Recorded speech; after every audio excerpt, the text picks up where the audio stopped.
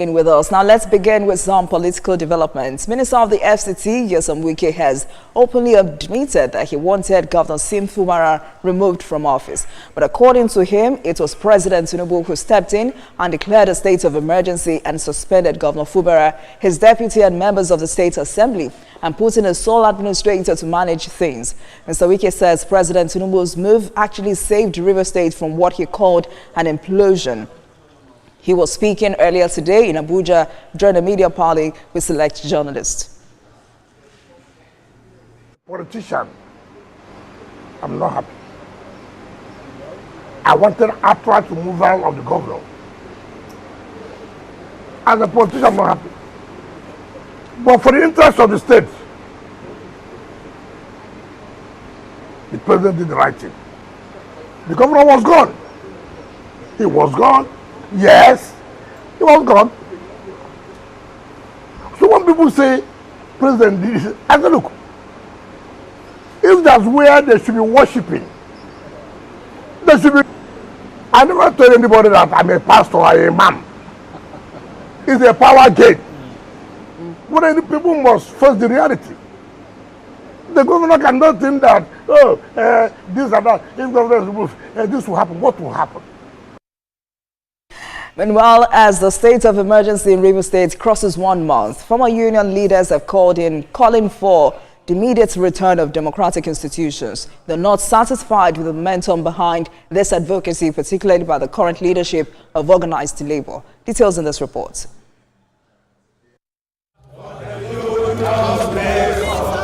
At the peak of the political crisis in December 2023, the Nigerian Labour and Trade Union Congresses mobilized their members for a solidarity rally for Governor Siminalayi Fubara. Since Peter, no government in Rivers State have paid Christmas bonus. Only paid last time 20,000 naira. But today, sir, Siminalayi Fubara, His Excellency, has broken the record by paying 100,000 naira. Early January 2024, Labour unions held another rally to reassure the governor of their unflinching support. Any day they go to that place to sit again and talk about the people of the governor. NLC, we will withdraw our members for the House of Assembly for immediate action. And we will not only stop there, we will occupy the House of Assembly of Rivers State. In June of that same year, Labour leaders again lent their voices to Governor Fubara's travails when the police took over all 23 local government council secretariats. The chief security officer have come to say that the state is peaceful. So, but we are aware that there are political detractors who don't want the governor to succeed. Unanimously opposed. After being very vocal about the political happenings in the state for so long, have organized labor suddenly lost their voices. Solidarity. Former labor leaders are raising eyebrows and questions.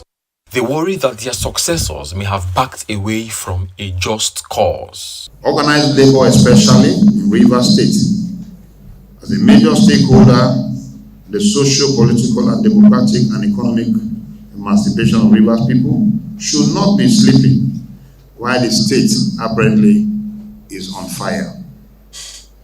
The selective application of states of emergency in Rivers State, while ignoring the states that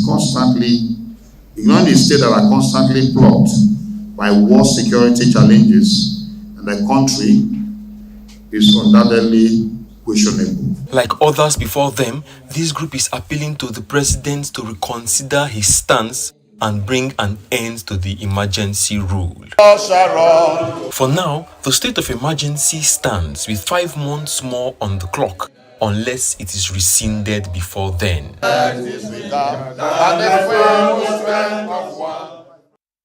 Let's cross to Borno State, where Governor Babagana Zulum has tasked the federal government and security operatives to up their game and tackling insecurity across the country. He made the call while hosting the Northern Traditional Rulers Council in Maiduguri, the Borno State capital. Senior reporter Jesse Tafida has details. This gathering of Northern Traditional Rulers Council, led by the Sultan of Sokoto, Muhammad Saad Abubakar, is to discuss the resurgence of insecurity bedeviling the region. The meeting aims to foster stronger unity among the northern states and to deliberate on the pressing issues affecting the region. Governor Babagana Zulum hosts the meeting. He identified security, peace building, agriculture and youth empowerment as crucial in the development of the region. Security is not just a prerequisite for governance. It is the foundation of every human aspiration. Where there is no peace, there can be no education, no agriculture, no commerce, and no development. As you are all aware, Borno State has been the epicenter of the insurgency crisis for over 1.5 decades. We have experienced firsthand the tragic cost of insecurity. Yet we have also seen the resilience and strength of our people and the power of collaboration. The Sultan of Sokoto, Muhammad Sa'ad Abubakar, agrees with Governor Zulum.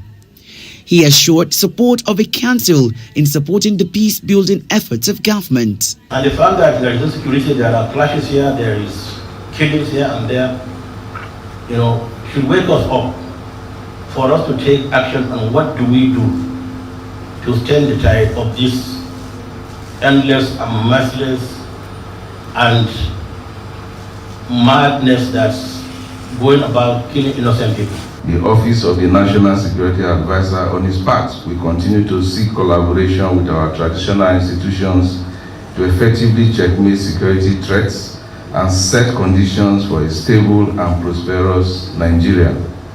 The Office of the National Security Advisor will also remain resolute in contributing its quota to the collective responsibility of enhancing national security and economic well-being of the people of northern Nigeria and the nation as a whole. Traditional leaders are anticipated to offer suggestions and counsel at the conclusion of the discussion regarding how to successfully tackle the instability in the north, as well as suggest avenues for economic expansion and advancement. Jesse Tafida, TVC News, Maiduguri. In the spirit of the season, President Bola Tinubu has reassured Nigerians of his administration's resolve to restore peace and security, emphasizing that clear directives has been issued to the armed forces and relevant security agencies to end insecurity decisively and without delay. The president stated this on Friday in a personally signed Easter message to the nation. President Tinubu is confident that with the unwavering courage and commitment of gallant security officers, the federal government is turning the tide of insecurity and making steady progress in reclaiming peace and stability across the country. While commending the resilience and patience of Nigerians, the president says Nigeria's economy has continued to show encouraging signs of recovery. The president says he draws inspiration from the timeless message of hope and renewal of Easter. He pledged steadfastness in his commitment to delivering the promise of a renewed hope for a better and prosperous Nigeria for all. The Inspector General of Police, Kayode Egbetokun, has extended warm Easter greetings to Christians across Nigeria and beyond.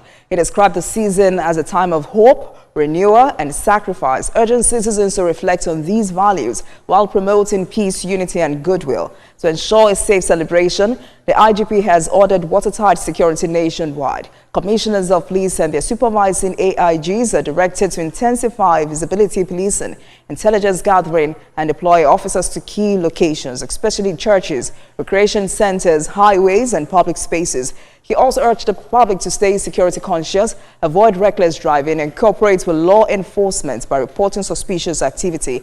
The Nigerian Police Force reassures all citizens of its commitment to a peaceful, crime-free Easter. And to other matters, the management of the National Institute for Pharmaceutical Research and Development has dismissed calls by a group of workers in the organization for the sack of the agency's managing director, Obi Adigwe. In a statement made available to TVC News, the agency says infrastructure and equipment upgrade, improvements in grants and endowments and practitioner capability building are few of the achievements of the current administration. It also reacts to the many allegations from the workers, dismissing them as false. The management says one of the priorities of the DG was to ensure backlogs of promotions were cleared, as evidenced with the swift conduct of the 2018 to 2023 promotions for staff. But it maintains that its trend for expeditious conclusion of promotions was aborted in the aftermath of a series of petitions on the award of academic title and the legality of NIPRD schemes and condition of service. And the coordinating Minister of Health and Social Welfare, Professor Ali Pate, says the synchronized polio vaccination campaign across sub-Saharan Africa marks a critical milestone in the President Bola Tinubu's administration's commitment to eradicating polio. Speaking at the official launch of the campaign in Chad, Professor Pate emphasized Nigerians' resolve to stop the transmission of circulating variant poliovirus type 2, especially in high-risk and hard-to-reach areas, noting that Nigeria has already responded to recent detections in Yobe State with targeted immunization campaigns and is ramping up surveillance and coordination along its borders. The event, which brought together health ministers from Nigeria, Niger, Chad, Cameroon, and the Central African Republic, showcased a regional resolve to address the virus through joint action. Professor Pate restated that the administration is fully backing efforts to improve routine immunization, engage community-based health workers, and partner with traditional and religious leaders to ensure vaccine acceptance and coverage. He highlighted the role of civil society organizations and development partners in generating demand and combating misinformation. Professor Pate expressed optimism that through unity, transparency, and cross-border collaboration, polio can be eradicated from the region once and for all. Nigeria has recognized, therefore, the need for a strategic shift in how we approach polio eradication, particularly in the hard-to-reach and high-risk areas, including these security-compromised areas. In this upcoming April campaign, we are facing our states to ensure that we have adequate supervision to check what the teams are doing in the field, in the front lines. Our goal is to interrupt the variant-1 polio transmission by the end of 2025. It's a tall order, but we are committed to achieving that goal. And we recognize that this can only be achieved through a shared responsibility, transparent coordination, and unified execution across our borders.